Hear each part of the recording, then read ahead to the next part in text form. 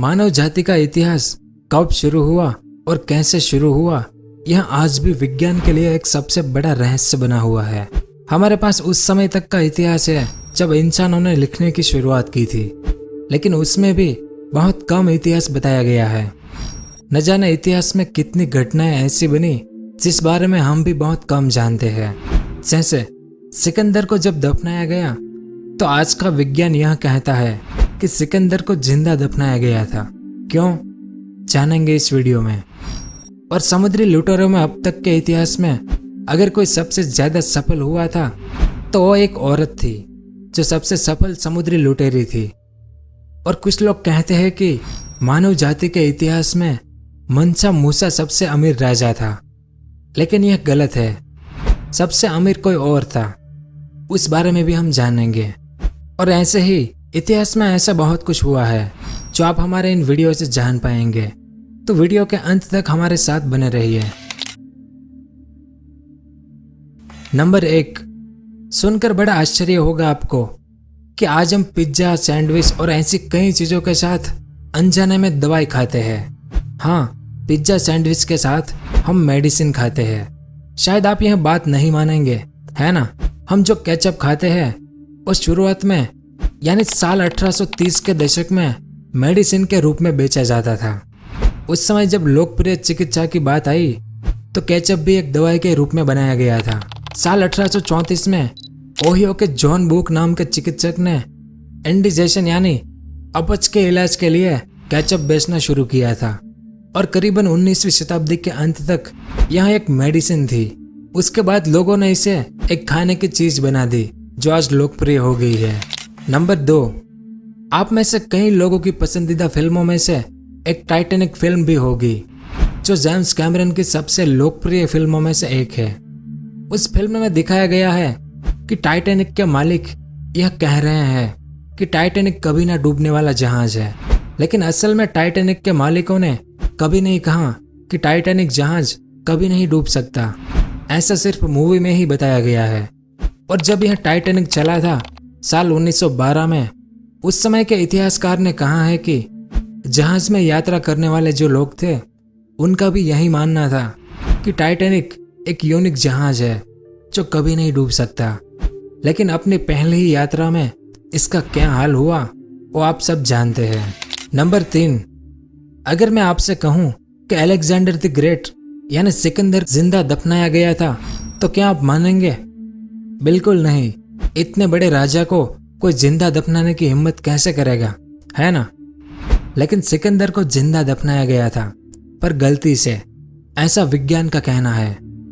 क्योंकि 323 ईसा पूर्व में सिकंदर दुनिया जीतने के लिए निकला था, लेकिन उस दौरान वो बीमार हो गया और बीमारी के 12 दिनों के बाद उनकी मौत हो गई, ऐसा इतिहास में कहा गया है।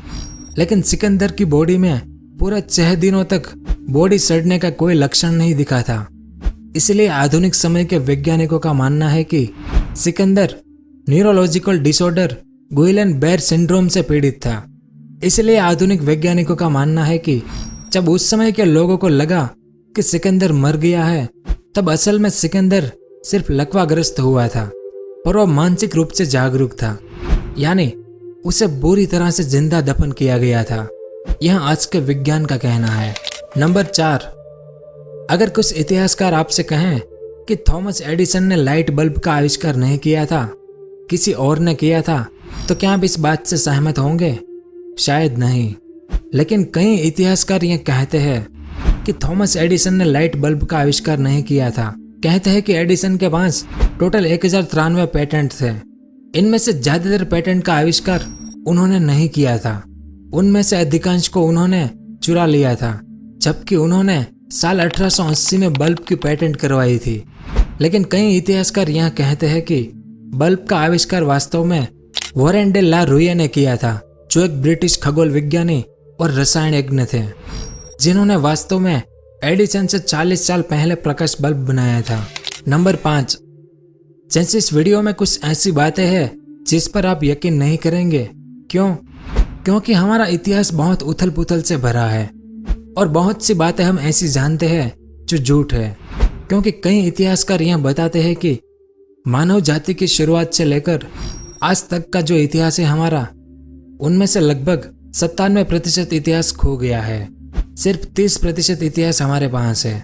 इसलिए कुछ चीजें जैसी इस वीडियो में बताई गई है उसे मानना हमारे लिए बहुत मुश्किल होगा। नंबर 6, जैसा कि हमें यह बताया जाता है कि इंसानों के इतिहास में टिम्बकटू का राजा मंसा मूसा दुनिया का सबसे धनवान राजा था, लेकिन यह गलत बात है।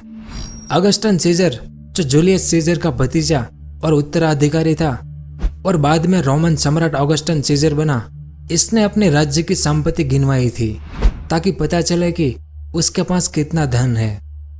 और जब उसके धन की गणना की गई तो $40 ट्रिलियन का अनुमानित धन एकदम शुद्ध मूल्य था उसका। और $40 ट्रिलियन सुनने में बहुत छोटा शब्द लगता है, लेकिन आज यानी साल 2020 में जो दुनिया का सबसे धनवान इंसान है, जेफ बेजोस, उनकी संपत्ति $145 बिलियन है।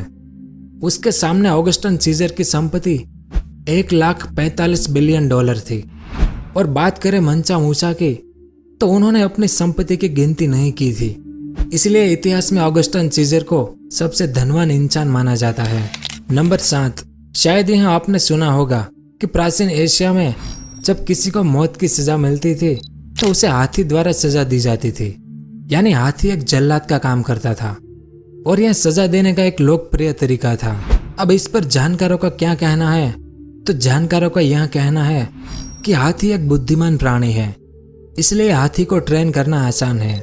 जैसे हाथी को धीरे धीरे हड्डियों को तोड़ना, खोपड़ी को कुचलना, शरीर के अंगों को मोड़ना और यहाँ तक कि उन हाथियों को बड़े ब्लेड का उपयोग करना भी सिखाया जाता था।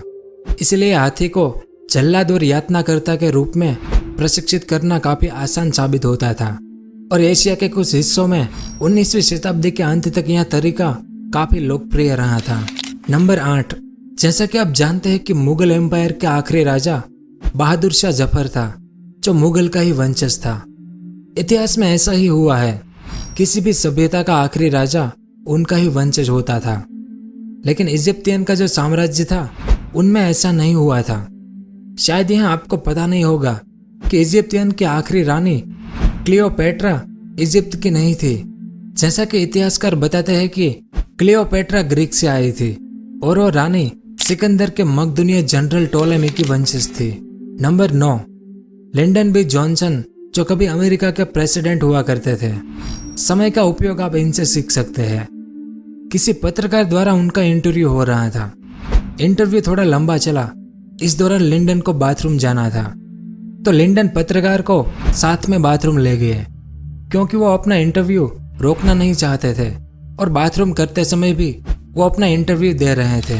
और आखिरी नंबर 10, कप्तान जैक स्पैरो की फिल्में जब हम देखते हैं तो बड़ा मजा आता है कि ऐसे समुद्री लुटेरे भी इतिहास में कभी हुए होंगे। लेकिन समुद्री लुटेरों में अब तक सबसे सफल चाइना की चिंग सिंह नाम की औरत थी। यह बात 18वीं सदी की है। असल में यह चिंग सिंह एक वेश्या थी, लेकिन एक बार समुद्री जहाज के एक कमांडर ने चिंग सिंह को खरीद लिया और उससे शादी कर ली। और कमांडर ने उसे न सिर्फ अपनी पत्नी माना, उसे अपने बराबर माना। और समय के साथ यह सिंह चिंह नाम की औरत एक समुद्री डाकू बन गई। फिर सिंह चिंह के कारनामे के कारण उसे काफी सम्मान मिला बाकी समुद्री लुटेरों से। फिर उसके पति की मौत के बाद वो खुद ही जहाज की कप्तान बन गई थी। तब उसके पास 300 से ज्यादा युद्धपोत थे, 1200 से अधिक साथी जहाज थे, जिसमें संभवित 40,000 से 80,000 पुरुष, महिलाएं और बच्चे थे। और इस औरत ने चाइना की चारों ओर का जो समुद्र था उसमें आतंक फैला रखा था। तो उम्मीद है कि आपको इतिहास के बारे में कुछ जानने को मिला होगा। अगर वीडियो पसंद आया हो तो लाइक जरूर करें। धन्यवाद।